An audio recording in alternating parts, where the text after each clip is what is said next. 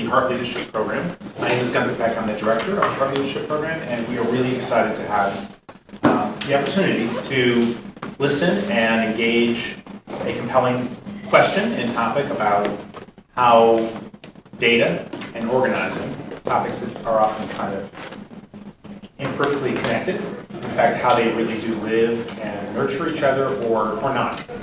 And there are questions that it speaks to the heart of our democracy, both its problems and its opportunities right now. So we have, I'm not going to introduce the good people who are speaking. I do know them. I'm so glad you're all here. I'll say thank you. I want to thank also, there you are, Lalita Kalagatla, my associate director and someone who's a fantastic colleague who helped shape this event, and Adam Beyer for planning it, and Beth Austin for getting the snacks. And there are yummy things outside and doing every other part of the organizing.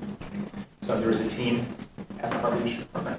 So let me introduce you first to Shane Stansbury, who is going to be introducing our panelists. And just say that he is an incredible teacher, and we're so glad that he teaches in the Hart Leadership Program and teaches a course that is becoming legendary, really and truly, about trust and the problem, or rather the erosion of trust that in fact is afflicting our public life and public lives that we need to hold together. And Shane is also, I should say, has another previous career and working in the Southern District of New York as U.S. Attorney.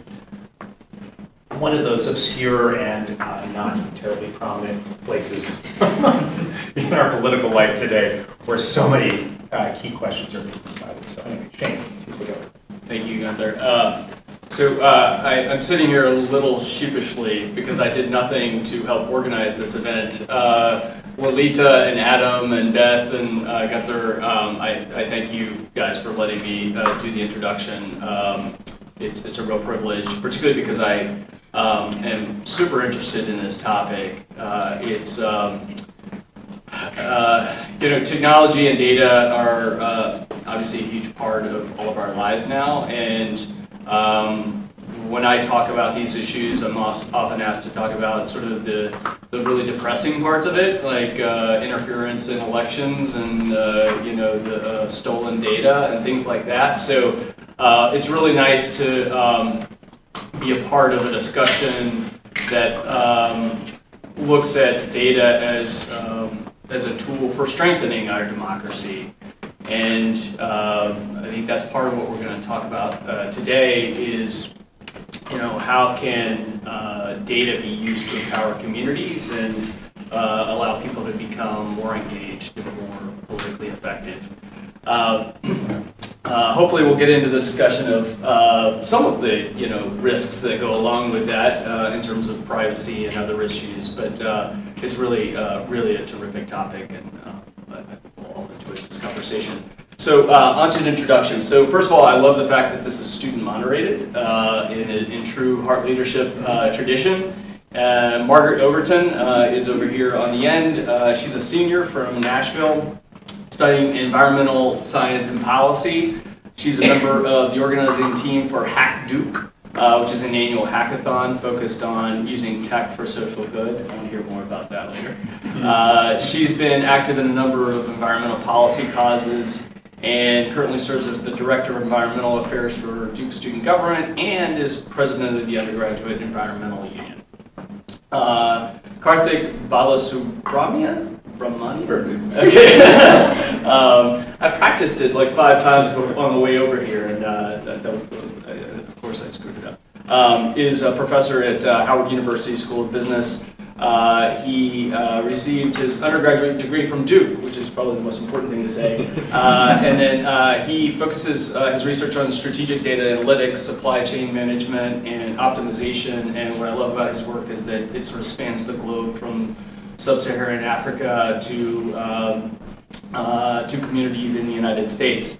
He's, for our purposes, also the founder of the 14 Cities Initiative, which started in Durham and is really an incredible effort to demonstrate that data-driven, super local community organizing around neighborhood issues can build power at the local level.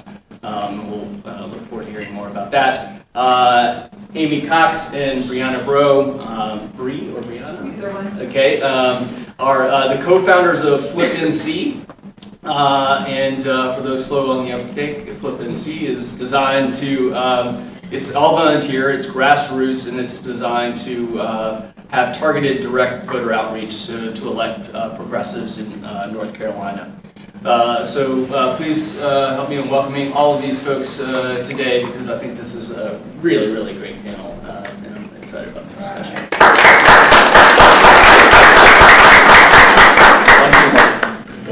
Thanks so much for those introductions. So we already heard a little bit about you guys, but I kind of want to start maybe with you, Karthik, and can you just explain how your background led you to creating 14 cities and what your organizing model does, and then I'll pose the same question to y'all. Sure. Can y'all hear me? Actually, if you speak on the microphone. Thank you. Great. Yeah, so I graduated back in 2007 from Pratt, electrical engineering. And from there, I went into consulting, but I, on a whim, went to go work on the Obama campaign in 2008. Once he won the Iowa caucuses, I realized that, that I had no excuse not to get involved. And that was a really eye-opening experience for me. I was a random Indian kid at that time from the Cincinnati suburbs, and my turf was Cleveland's public housing. And that was, for me, kind of my first organizing experience. So kind of a lot of twists and turns in life. But in 2012, I went back to the campaign. I worked on in Chicago for the re-elect in finance, and then this past cycle, I managed budget and analytics for the Deborah Ross campaign. She ran for Senate. But kind of all of that, especially after 16, it was a kind of a shell shock. It's kind of really, just a really sad experience. And kind of realized that we needed to go back to first principles and really look at the data and really see where there's opportunity. So if you look, for example, if you look at demographics, if you look at Democratic support by demographic, there's one demographic that is far and away obviously kind of the most important demographic, and that's Black voters. Cut 90-10, so one incremental new Black voter has the same net effect as 2 Latinx voters and 4 white college-educated women. So if you look at the data, you'll see Black voters uber important and are also really concentrated in a few places. So there were 6 states where the eligible but non-voting Black population was at least 3 times Hillary's loss margin.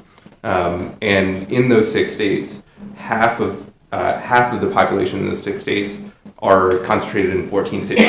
Durham is one of them.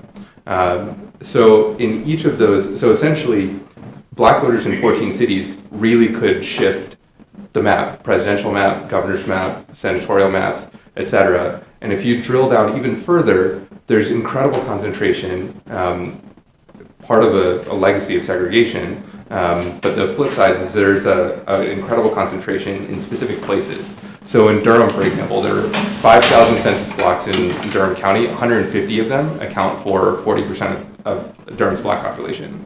So if you really drill down to that level, it's not just Black voters in 6 states or in 14 cities, but it's really Black voters in 10,000 census blocks. And a census block is very small. So you're talking less than a neighborhood. You're talking about a couple, 3, 4, 5 streets. At that level, that's where if we can build organization, we can build power and turnout. So in each one of those places, this is something that we can get back to later. But even Obama in 2008 didn't have more than 70% Black turnout, and that's kind of that's not Black specific. That we know that voter turnout is low in general. There's this huge amount of potential to increase turnout. So anyway, what 14 Cities is about creating, giving people tools and data so that they can organize at a hyper-local level. So we can find folks who want to create neighbor-neighbor connections so that if we give them data on their low propensity neighbors, they can go and talk to them. And that's where we can build turnout and also power at the hyper local level over the long term. So that's essentially where we're trying to go. We're super early stage, but this is where we're hoping to go. Great. Amy and Bree, same question. Okay, so unlike Karthik, Bree and I had no political organizing experience before Trump was elected, and so what we're doing is a direct reaction to that. We've always been very politically engaged and done some protesting, but we never really did any direct voter outreach. And so just to be very explicit that we're left-leaning folks who were activated by the election of Donald Trump. And so, we decided at that point we should have done more. So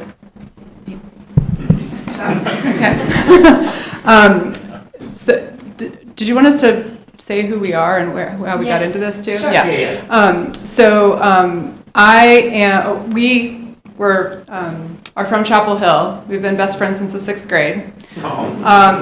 And I was a photographer for 15 years before I have since we started Flippancy, since Donald Trump was elected, I have since left that work and am now working with an organization called America Votes as my day job, but then we do Flippancy. And Amy is a data analyst. Do you want to say more about that? Yeah, so my day job is as a data analyst. I've spent the last 10 years working as a consultant with on both the local and state levels to use data to improve outcomes for children and youth. And so really providing analysis and making it accessible and actionable for a non-data audience is something that I've been doing for over a decade now. And so that's something that we really wanted to bring into our organizing. So I have no data experience.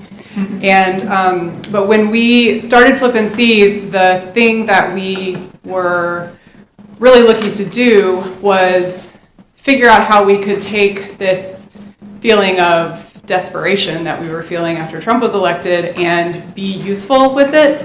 And the thing that became pretty clear was that we would need some information. And fortunately, Amy's a data analyst and we were able to basically figure out where we should work. So we were upset about Trump, but we realized that there wasn't a lot that we could do that would be impactful in the immediate term. And we wanted something we could do right now. So we turned our attention to the legislature, partly we started going to meetings. That's how we met Gunther, we went to a meeting of an organization that he was running, and we realized that we could have an impact if we focused at the state level. But we tried to figure out where we could work, and that information was really hard to come by, so that's where Yeah, so we went to a lot of grassroots organizing meetings, Democratic Party meetings, and the same legislator showed up at everyone and said, listen, you need to get out of your blue bubbles in Durham and Chapel Hill, get out of the blue bubble, do the work. And everyone said, that's great, where should we work? And he said, all the areas are important. And so we thought, here's what we can do. We can tell people who want to get out of the blue bubble where they can have the most effect. So we used publicly available Board of Elections data, created some maps, and started saying to folks, hey, you want to get out of your blue bubble? Here's where you can go work, help connect with voters, and get them to the polls. And then we also realized that the most effective thing we could do was, as Karthik alluded, the turnout is really the key. It's not that we needed to change people's minds, it's that we knew that we were going to be facing a blue moon election where turnout was typically very, very low, and that we could make great gains if we could just turn out people. So that's where we also used targeting to talk to people who otherwise might not have turned out, and that's kind of the premise of what we do, is try to turn out people in strategic districts. And lastly, because we're people who were so politically engaged without ever doing any of this work on the ground, and there were so many newly activated people starting the resistance groups, and they were doing all kinds of things, marches and protests and calls, and we wanted to help those folks also figure out how they could have a real tangible effect. And so we were trying to design something that would get people like us who had kids and day jobs and busy lives to spend their available time doing something that was really effective. and we designed basically having no field experience whatsoever except what we were learning in real time. What would get asked out to do the work and help us be comfortable doing it. So we started hosting canvases from bars. Here. Yeah. I think that's a good time to turn it over. Yep. Sure. So I know that we've got like one person who's been very politically active, and then you guys have been sort of newer on the scene. But how have you kind of seen the political atmosphere change over the last several years? How have you seen the general organizing trends change? What is different now that wasn't there 10 years ago? Yeah, so we are new to the scene, but we came, as I was speaking about this group, all of these resistance groups across the state. So the organizing work that's been happening for many years has been the same kinds of practices that are passed along, and there have been other groups like this, but that wasn't driving the bulk of the work. So what we're seeing over the last, since January 2017, is a ton of groups like ours who a lot of them had no experience and are doing the same thing we are, which is trying some things, and some of those things failed, and some of those things innovated in ways that folks hadn't done in a while. So even though we hadn't been on the scene, we're also seeing the shift happening in real time, and how people are responding to that. I think there's also a general sense that, especially after 2016, I think there's a general sense that this is our democracy. Everyone really needs to pitch in and play a part, and everyone really should. And I think there's a general sense that if there's anything that positive that did come out of 2016, there's a realization that everyone really does need to step up. So I think in 2017, there's a massive amount of energy out of that Indivisible and all of its outgrowths. There's just a lot of people looking at the status quo and realizing they need to be part of changing it.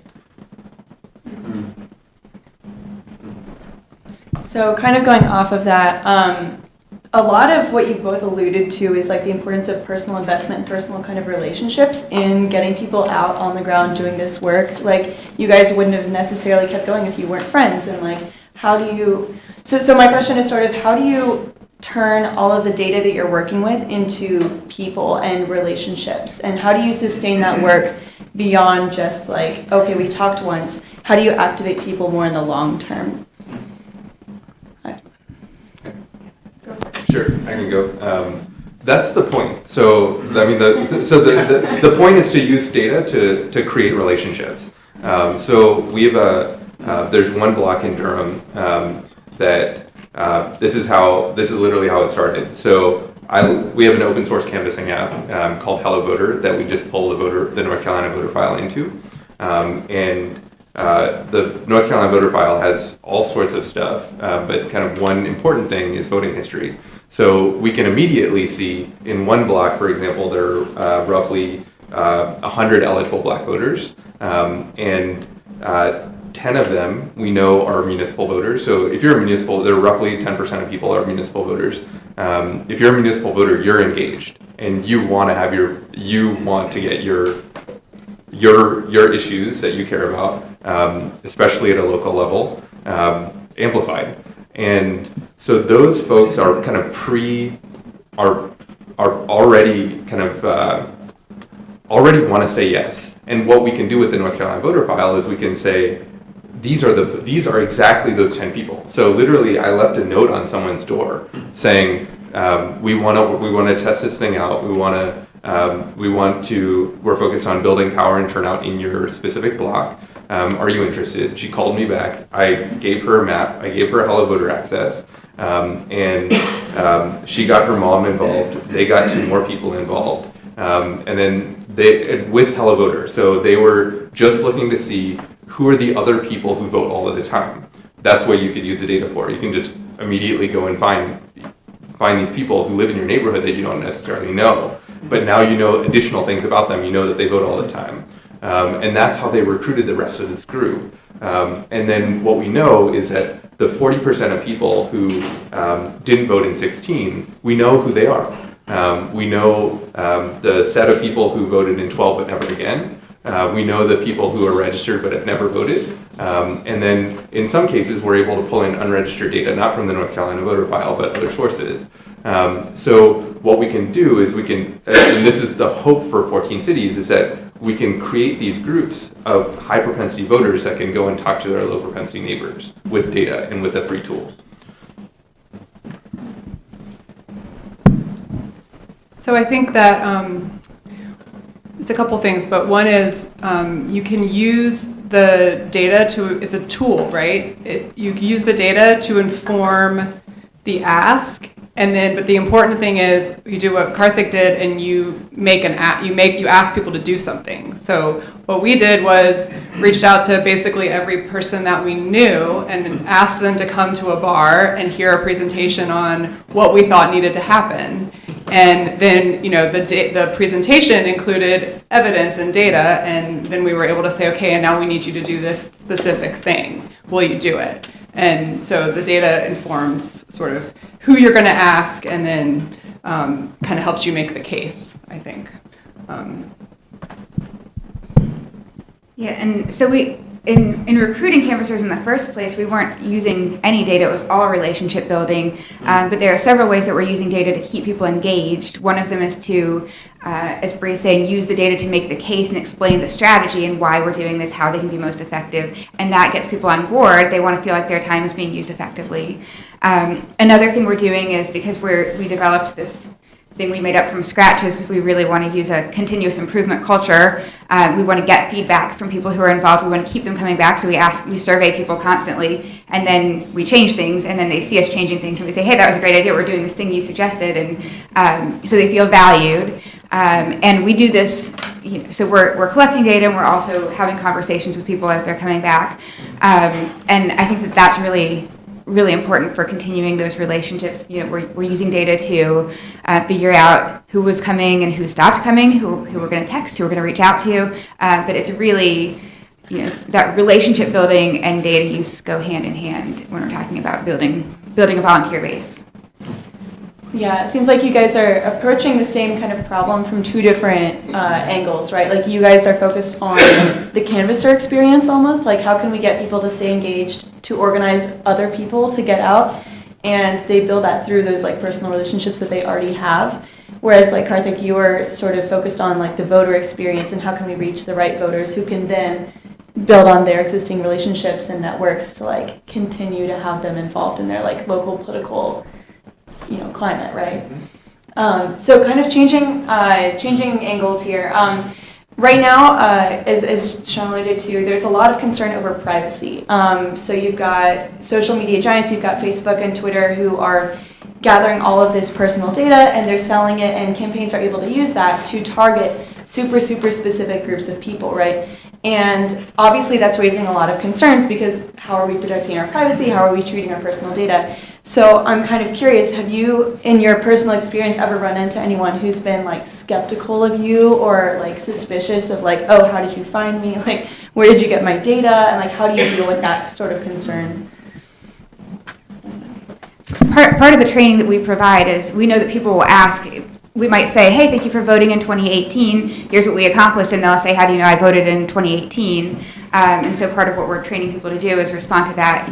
Whether you vote is public information, how you vote is not. And that is a question that comes up. But in terms of Facebook data and the way that that's being used to target voters, what we're doing is sort of an answer to that, because we're using data for strategy. We are using data to target voters, but then we're having these personal conversations. The canvassing that we do is very conversational, and part of the training is how to respond to what people care about. So it's not just delivering information, it's taking real-time feedback and responding to it in a way that connects to what they care about, to their representatives, to their vote.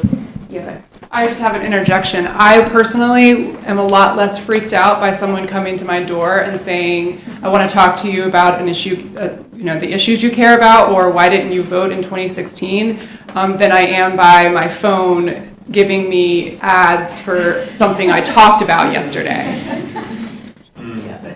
So in the grand scheme of things, I feel like because we're having personal conversations, the data question, we get some questions, but it's not as freaky as some of the other uses of data that we find.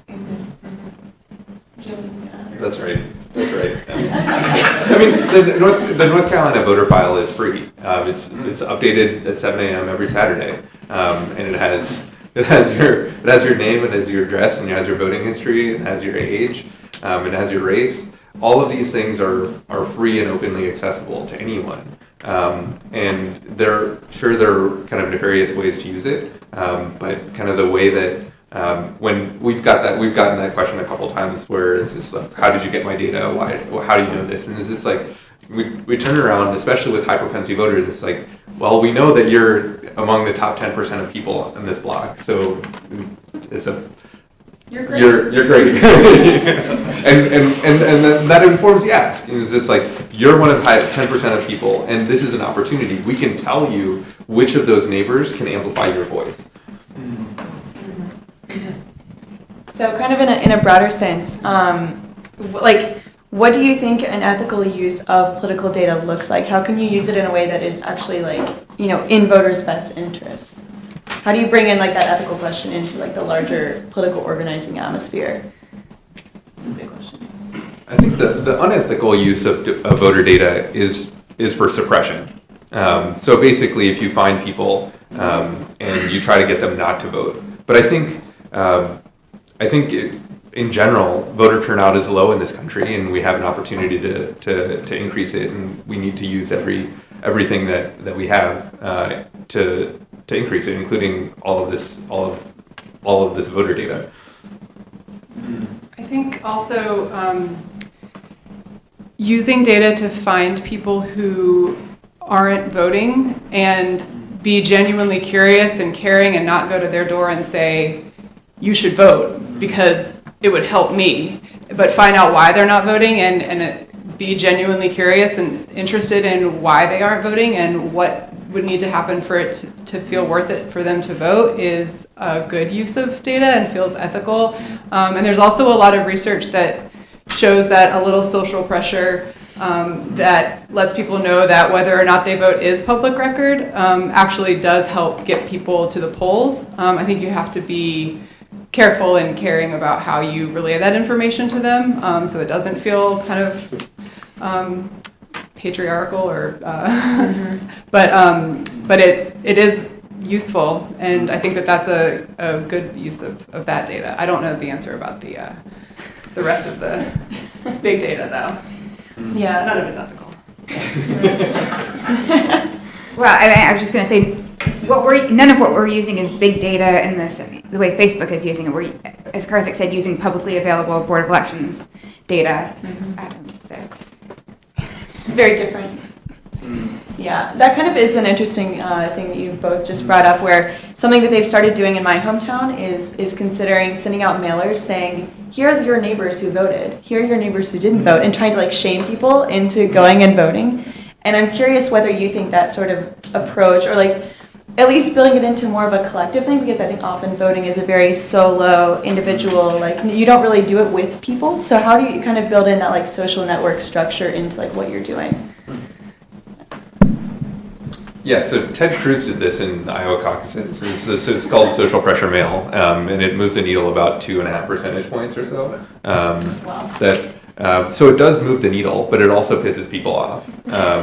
So I think what he did was he gave people you have a D, I think that's what he did. I think there was a letter grade that was associated with with head teacher. Or you get an F for your voting history, and that does move the needle. But I think there are better ways, and ideally that contact comes from a neighbor. It's just it's that type of social pressure. It's a positive social pressure, whereas it's I'm voting, and you should vote too, so we can increase the power of our neighborhood. Yeah, so as far as I know, there's been a lot of research on how that affects an individual election, but not longitudinal. So how does that suppress the vote, down the road? Do you need that sort of social pressure to get people back out again? because we know in general voting gets voting, but when it's done that way, is it having the same effect? And as far as I know, there is not good research on that.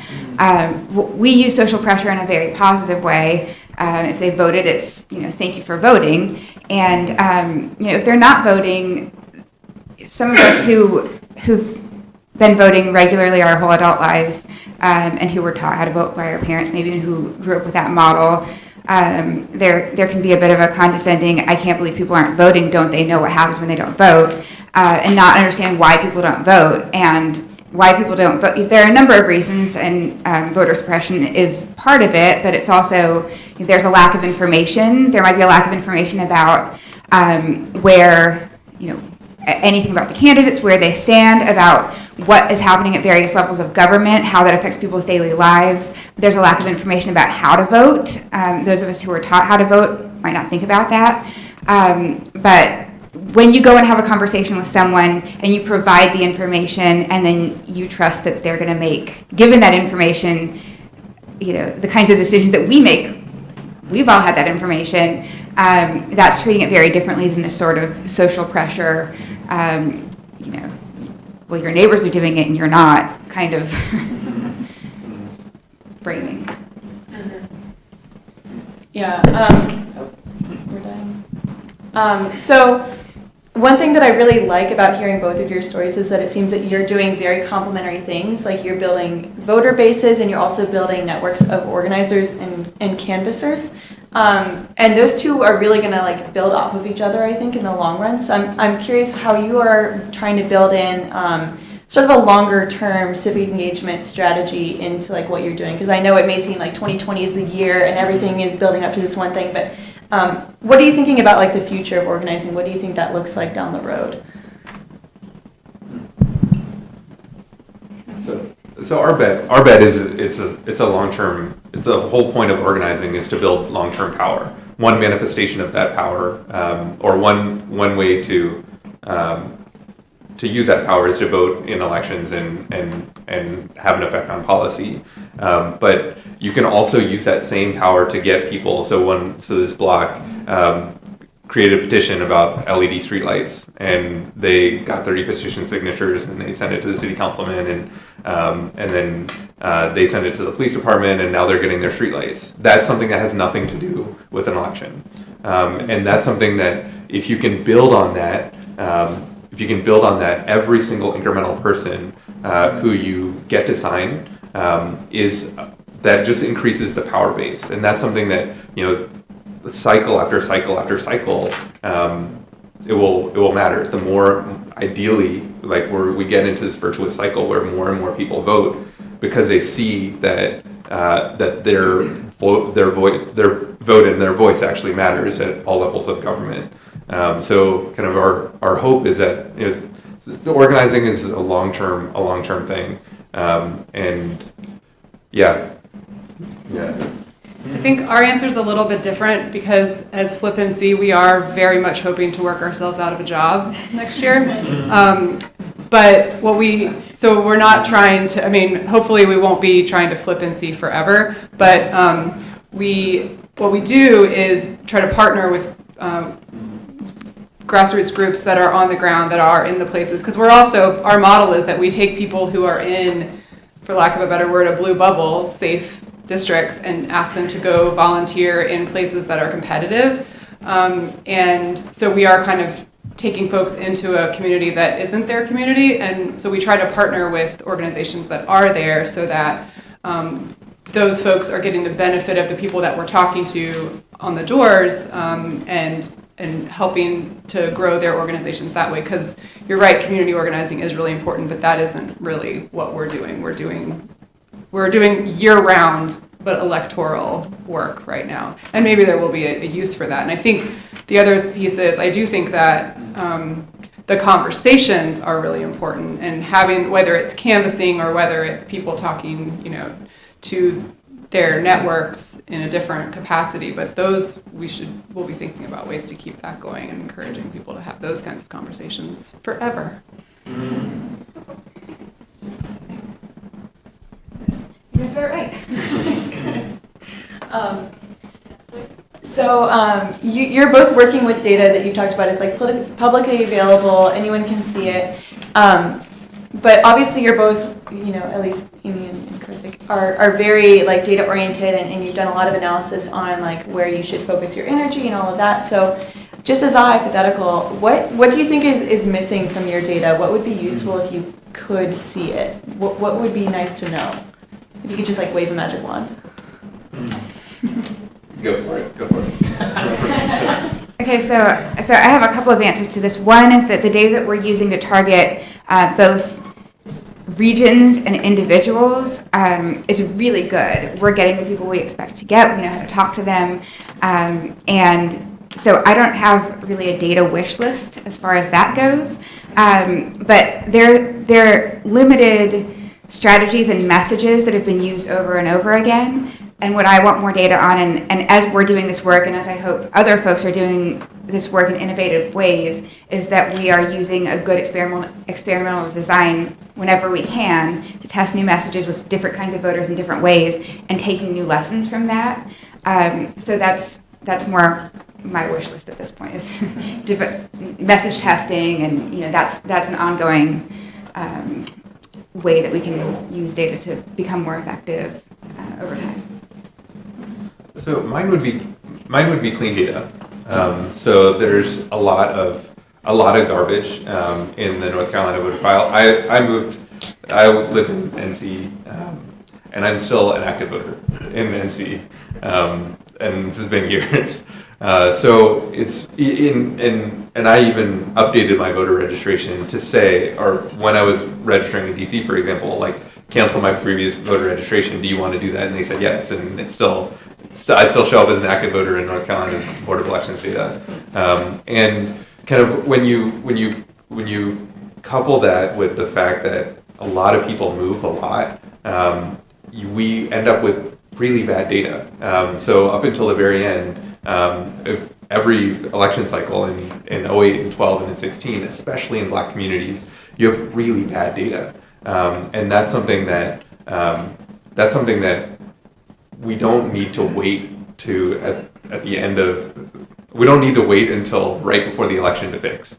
That's one thing that we're hoping to do in each one of our blocks, is to really get good data in terms of who shows up on the voter file that shouldn't be there, and who lives in a house that isn't on the voter file, which means that they're unregistered. I'm guessing those aren't things that you anticipated that you would run into when you started out, probably. So leading into that, my final question before we put it to the audience is, what advice do you have for people who are trying to get into this kind of work? What advice do you have for people who are saying, I want to start organizing, I want to start doing political canvassing, voter turnout work? What advice do you have for them? I'll go first. I would just say to keep at the front of your mind that data is a tool, and that behind the data are real people. And so it's definitely about relationships, in terms of the kind of organizing you're doing is about relationships, but also the data are people. So you can't just look at it as a set of numbers. You have to keep in mind that there's nuance, and there's real people on the other side of that. So it's a tool, but you have to have both. You can't just look at data in a vacuum. Right? Right. Just get in and start organizing. And that's something that, obviously, for example, for me, I'm not Black. And like working in one thing that came out of 2016 is that, I think I mentioned this before, like everyone needs to step up, regardless of whether you're a physicist or you're a nurse or anyone. Like, this is our democracy, and there are ways for you to get involved in any number of groups, and even start your own stuff. I mean, you can and should do something for 2020. That's kind of the one lesson, is that we need a lot more people getting involved. And that's one bet that we have with 14 cities is that if we give people tools and data at a very small scale, people will, or kind of a very small geographic area, a lot of people will say, yes, I want to do this. Especially as the election heats up, this is my opportunity to do something, and everyone has this opportunity. Everyone can just go and start knocking on doors. Everyone can just start. You can just start working, and then you can get involved in any number of campaigns. Every campaign is short-staffed. Seriously, local campaigns are even better because you can do a lot more. They have fewer resources. Just get involved. That's the big lesson from 2016 is that if not you, then no one. If not us, then no one. All right, thank you guys so much for answering my questions. Now I will open it up to all of you. We've got about 15-ish minutes left. What questions do you want to ask to these lovely panelists? Yeah. Could you tell them a little about the canvassing you're doing now? I mean, sort of what canvassing looks like at this moment? Yeah. Can you say who you are? Because it's nice to I'm Frank Levy. I'm a visiting faculty person at Flippancy. Nice. So we canvass year round, and we started canvassing in early 2017 for the 2018 elections, and we found that the canvassing that we did early was much more effective among low propensity left-leaning voters than the canvassing we did during the traditional get out the vote period. That canvassing was most effective with the higher propensity voters, but there isn't as much room to get those folks out. The low propensity voters that some folks told us not to bother talking with, those early conversations where we're just saying, what issues do you care about? I'm a volunteer just out here talking with voters about what they care about, listening to them, having a conversation about what they care about, letting them know that they live in a competitive district, so their vote is really important because most people don't know. Does anyone here know who their representatives are in the NCGA? Most people don't know, and they really don't know that they live in a competitive district. So just talking about what they care about, connecting it to their elected representatives, and then letting them know that their vote in particular matters was very effective in 2017, early 2018. And so that's what we're doing now for 2020. And for us, the idea, and this really just depends on how much time you have, but in this block that I just came from, they are canvassing their low propensity neighbors about LED streetlights. That's what they wanted petition signatures around streetlights. And then they're going to move on to the next issue, which is their garbage cans that data the Durham Area Transit Authority doesn't clean or doesn't pick up, and there's a bus stop right there, and that's what they're going to write a petition about, and they're going to go and canvass their neighbors about that particular issue. Questions? Thank you. Say your name too. Oh, me or her? Anyway, I'll go. So I'm Amy. I'm an undergraduate here, and so I'm really actually curious about your model of getting high propensity voters to reach out to other voters. And I'm wondering if you could speak a little bit more about why that is your theory of change here. And a second question that I had is, out of curiosity, do you see these high propensity voters actually become more engaged in their local community or show up? Or run for leadership positions in local office, or how does their engagement change after they go through this experience of engaging with local propensity voters? Yeah, so to answer your second question, we have no idea. This is super early stage. The hope is that, if you once you pull someone into organizing, they start to see their own power, and they start to develop as a leader in their own mind, and also in their block. And it's not so much of it's not a huge leap for them to say, I want to get more involved in that. These people aren't doing as much as I could. and I should run. That is obviously the dream, but I have no idea whether we'll have that type of outcome. To your first question about high propensity voters, it's just a way to start. So it's not to say that low propensity voters aren't great messengers or couldn't be great messengers for their other low propensity neighbors or kind of recently activated low propensity people. But what we know is that this is where the data can take us. This is kind of our best guess as to where to recruit our first people.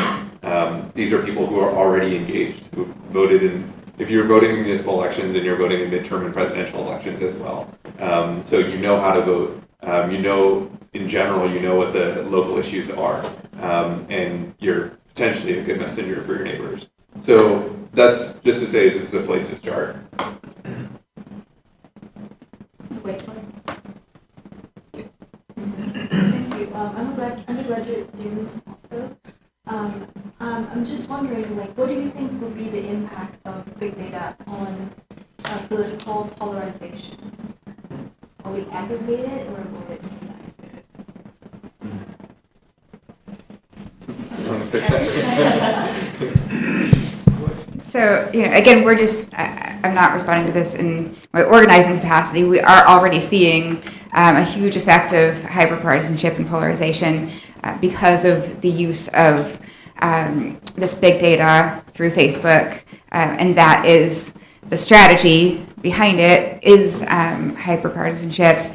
And on the right, they've been mobilizing base voter turnout using that strategy, using big data for a lot longer than Democrats have, or the left has been using data at all in any real strategic way. So, yes.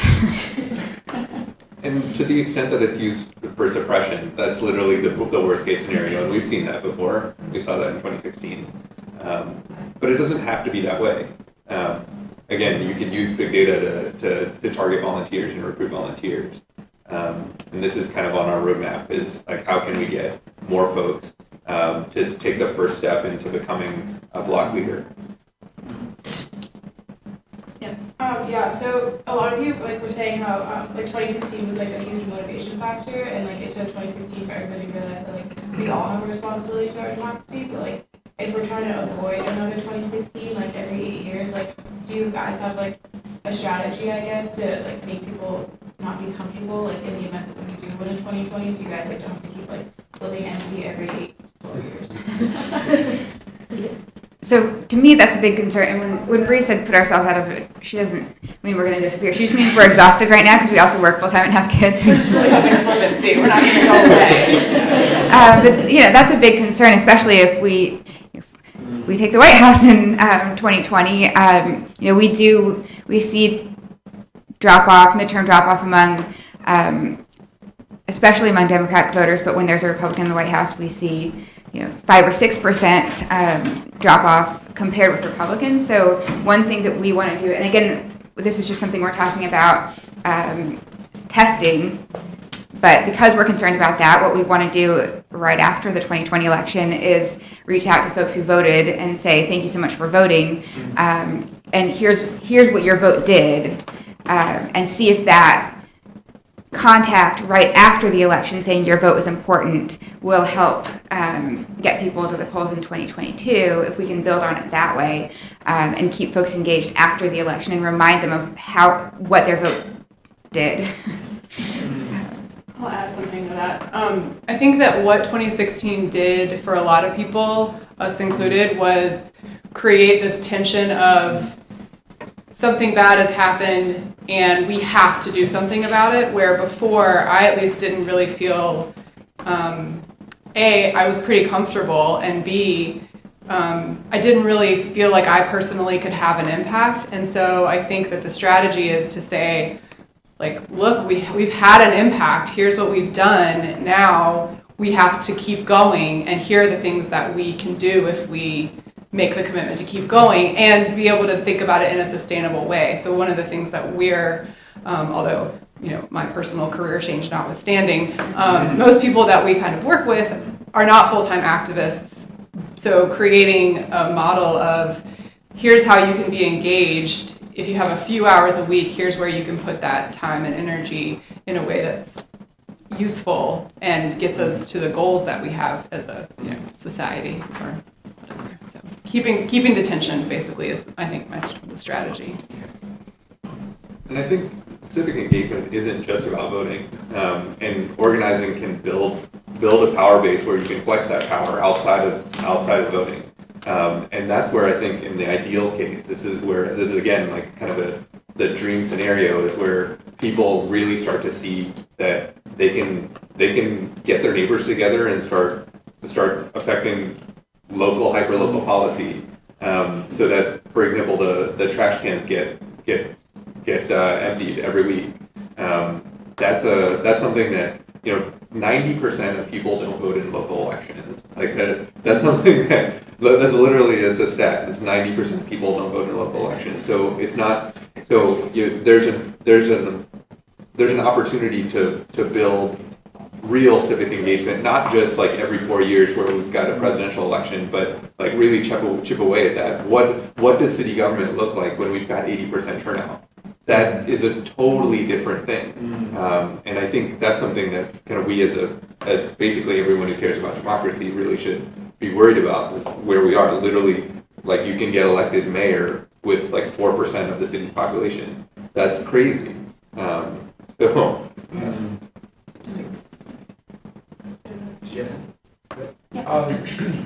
Karthik, early on you were talking about how, I guess, different voting groups are more important and how different, if I didn't necessarily understand how different votes actually count more than others. Could you explain a little more about that? Yeah, there's just some numbers. If you look at, if you're looking at just program, I'm not going to assume everyone here is a Democrat, but I'm a Democrat, and that's kind of as a Democratic analyst, like this is you just look at the demographics. One black voter. Black voters cut 90-10 in general, cycle after cycle. Obama hit 95-5. So if you've got 10 new black voters, 9 of them for a Democrat, 1 for a Republican. 1 Republican cancels out one Democrat. So you've got 8 net votes out of those 10 votes, out of those 10 new incremental black voters. Latinx voters, 70-30. So if you've got 10 new Latinx voters, 7 of them for Democrats, 3 of them for Republicans. 3 cancels out. 3 Republicans cancel out 3 Democrats. So you get 4 net votes. So one incremental black voter is 0.8 net votes versus 1 incremental Latinx voter is 0.4 net votes. 6 white college educated women, 60-40, 2 net votes. So kind of these are all, again, this is super partisan. The whole point of this is partisan. But if you look at really where you want to expend your energy, this is where the 1 new black voter has the same net effect as 2 Latinx voters and 4 white college educated women.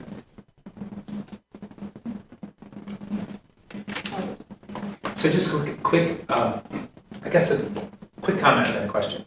The comment is that one of the challenges in I think what you're doing is not to let data actually drive the way you think of what you're doing. And I love what you said, Briana. You're talking to people, and if you were, and you know this, but if you were to just, go to a voter and say, explain the reasoning and the strategy behind it, it could be off-putting. Totally. And it would circumvent the purpose, because really what I heard in all 3 of what you were saying and the questions is that part of what is really effective is that moral engagement. It's that you're making a relationship with somebody, even if it has a particular purpose, and all of you are asking open-ended questions. You didn't start with, let's fix your trash can. Are you interested? You asked what I would call a softball question, like, what are you interested in? Or how do you feel about democracy? And you're actually really interested in the answer. Like, that is not what big data is. So if I were to distill it, big data is, we know you already by virtue of your identity, and we can predict what you're going to do, and we actually don't really care what you think. We're going to make you react. This is organizing with data to build relationships that actually expand the possibilities of who we are and what we're capable of doing. And that is just a really different, to me, that's what's really inspiring about what you're doing. So here's my question. It is about how to scale up what you are doing. Because I do think there is a real tension. I don't really know if it can be scaled up or if it should just remain successful precisely because you're dealing with trash cans, and this particular community has done that, and that's what's going to lead to them to vote in the next election, and you'll have an outcome. But like, if you were to try to scale it, I'm not sure it would work. So I guess I may be wondering, like, and also in the districts that Flippancy, actually, quick shout out to them, they broke the supermajority. We didn't, but. No, you didn't. Sorry, We helped a little. You helped a lot. The 3 districts that they flipped, they were all volunteer-led. And they did it by recruiting Democrats and Republicans to go against partisan gerrymandering. It's a huge, there's more complex. And independents, both. Very few. I don't think we. I met 2 of the Republicans that you would organize. So like, I guess what I'm saying is, there was this kind of moral capital that you were making happen. But I don't know how it can scale. Like, I'm not sure about it. So what are your thoughts? That's specifically what we're trying to do by helping other grassroots groups to do this where they are, not to do this ourselves everywhere, but to help. We built this model, and then we're trying to help other local groups implement it where they are. Right. Not go everywhere. So we are actually hoping to go everywhere. So essentially, and really what we're going to do is, so we're using census blocks to draw shapes. We've got a free open source canvassing tool, and the underlying data, the voter files in general, are either free or low cost, and we might supplement that by buying additional data and just giving it to people. So saying like, this is, you have. If you put in your address, this is the turf that you're in or you're close to. If you want to start building a neighborhood organization, here's all of the data. Here's a free tool. So there are 10,000 blocks in there. We're not going to be. There's no way that kind of 14 cities itself is going to be able to organize. But one thing that I learned in 2016 was that there are a lot of people who want to do something. And if we can give people tools and data, they can organize in their own way. One of our targets is going to be churches. Churches who don't have, so churches in general don't have kind of traditional data and tools. And if they want to organize in an adjacent area or one that they're already in, we can give all of that data to them, and we can give them a free tool to do it. Any other questions? I got one.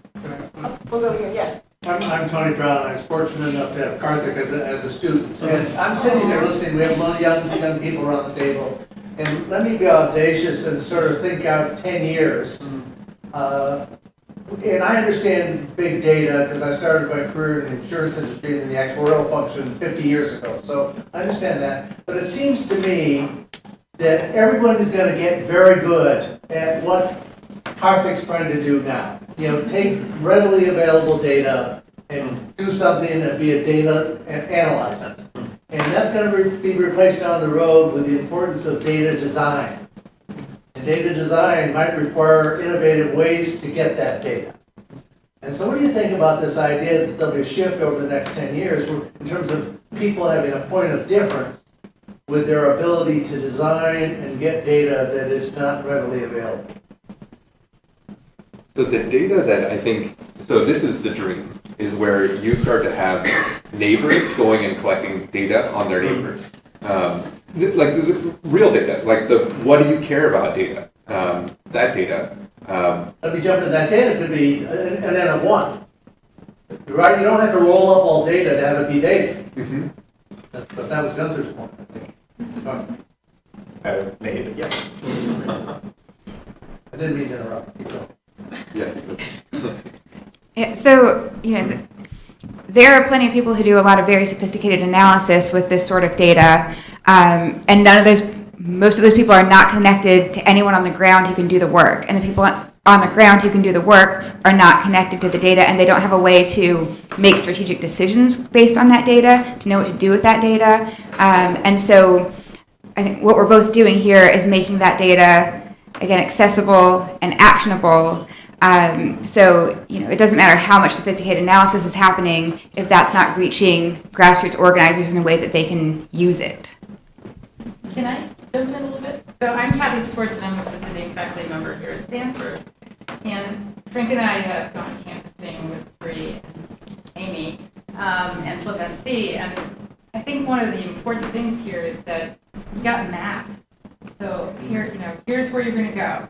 And it has in red dots the addresses you're going to go to. And then this publicly available information follows. This is now available on an app you can carry around your phone. And you put back into the phone app information that you've gotten from any of these conversations. And I would say about half the time people aren't home, but we leave them a piece of paper saying, basically, here's your rep, and we want you to recognize the name of your newly elected representative. That's the kind of organization that I hadn't ever seen before, that you can go out and be very effective on the ground, volunteer, because you guys created this stuff for us. And without that, you'd be useless, we'd be useless. You set up these connections with other volunteer groups, like Neighbors on Call, and it's a whole army of people that now are going out with your information. That's the first comment I make. The second comment I make is that, for me personally, moving to North Carolina in the last 3 years or so, this has been a fabulous opportunity to go meet people that I otherwise would never be out of my bubble here in Durham to meet. And if that's one thing that goes back to your question about people living, increasingly sort of at each other's, this is a great way to break that stuff down. It's just amazing. You end up having conversations about issues that, we ask them, what are you most concerned about? Immigration comes up, for example. Education comes up. I do health stuff, and occasionally we get health, but that seems to be a third issue. Education is the top issue. So you guys should do this. It's cheaper than therapy. There's a canvas December 8th, Wake County or Alamance County, flippancy.org. I'm Lalita Kaligatla. I'm the Associate Director of the Hart Leadership Program and an adjunct faculty member here in Stanford. My question is about scaling and a couple other topics that you touched upon. What do you view as the importance of activating voters to participate in local elections as sort of creating a broader habit around voting, if you will? As you know, the United States lags democracies in the world, both in the developed and the developing world, as far as participation in elections goes. And like you pointed out, Karthik, when you look at local elections, that drops even more. And I think one of the issues that you all touched upon is the communal aspects of voting, and particularly with regard to your work, and both of you, like both of you to weigh in on this. How do you sort of view activating voters in local elections playing into just building habits around the importance of voting and political participation? So local elections have the lowest turnout, but kind of paradoxically, that's where you're most likely to see an effect based on your vote, and most likely to be able to engage your city councilman or engage any number of other elected officials at the local level. So there's evidence that voting is habitual. So like once you vote, you're more likely to vote the next time, or once you've been convinced to vote, you're more likely to vote the next time without prodding. So if you think about kind of trying to figure out what actually moves the needle, we have essentially 2 elections every year to try those moonshots, and local elections are as good a time as any to try to move the needle. So we before the municipal elections, we're only canvassing once a month because we don't have enough volunteers. We have about 30 people going out once a month. It's not enough to have a huge impact in a municipal election, so we talk about them so that the people we are talking with, we can have an impact. But we don't have enough boots on the ground to have a real impact on municipal elections. So we are really focused on the General Assembly. In 2018, those were pretty close to the top of the ticket. In 2020, they'll be far down the ballot, and so we're still really focused on talking to people about those. And we also know that in 2016, so we used to have straight ticket voting in North Carolina. You could check a box and say, Democrats all the way down. And one of the things that the Republicans did with their supermajority was to eliminate straight ticket voting because people who use it are more likely to vote Democratic. So in 2016, that was the first presidential election year that we did not have straight ticket voting. And the down ballot drop-off was enough to make the difference in about 15 of the contested NCGA races. So this is enough to flip the whole state legislature from one party to the other. And that's just people who are going out and casting a ballot at the top of the ticket and not voting the full ticket. So one thing that we're talking about, and it's not about the municipals, but it is about these down ballot races and focusing on those to help drive up ballot voting, because it just doesn't necessarily go the other way. So, again, a similar focus on not these presidential and top of the ticket races that get all the attention, but these races that people aren't paying as much attention to, but affect their daily lives a lot more. Any other last thoughts?